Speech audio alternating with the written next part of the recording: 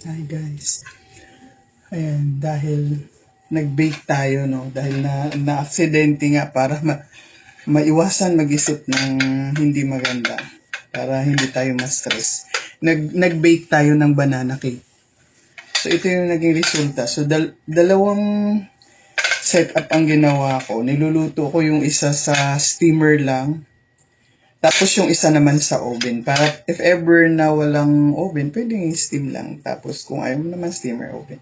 Yan. Ito yung resulta yung binake ko sa oven. May mga, ang piniflavor ko kasi yung banana na may droplets na choco.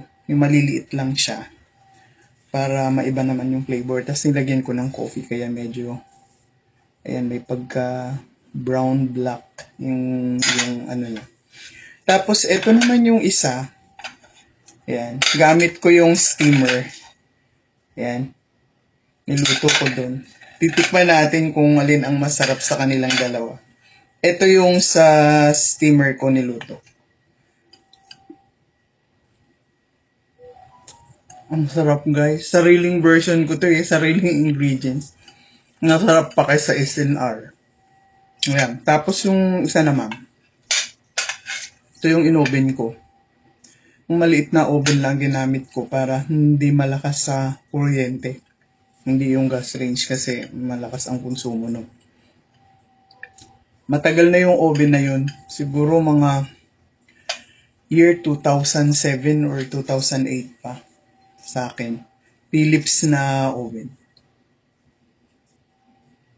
Ang harap. Tapos malambot yung texture nung pie niya. Ano, hindi naman pwedeng kumain ng marami kasi pinagbabawal sa akin din. Tikim-tikim lang. Ang sarap guys. Ang galing. Nasusunod naman orange cake yung gagawin ko. Nakakatuwa. Ano mo? Tsaka, ang ano, kasi may mixer akong ginamit. Yung malit lang naman na mixer, si Scarlett. Kaya nami-mix talaga siya. Kaya maganda pag may ganda. Malambot yung pie. Tapos ano, hindi ko hinaluan ng water to. Sariling version ko nga to na ano masarap. Malambot. Hindi ka masarap siya. Ano, nawawala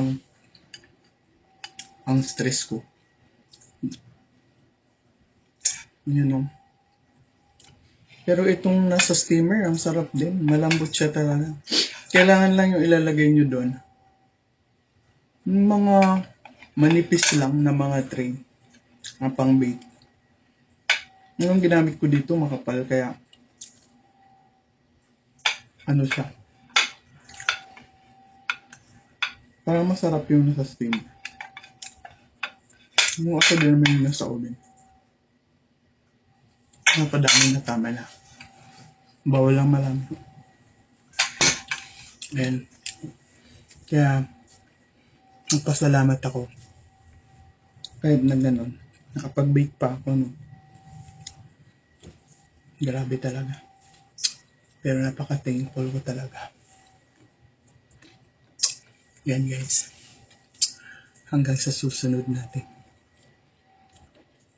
Pagbablog.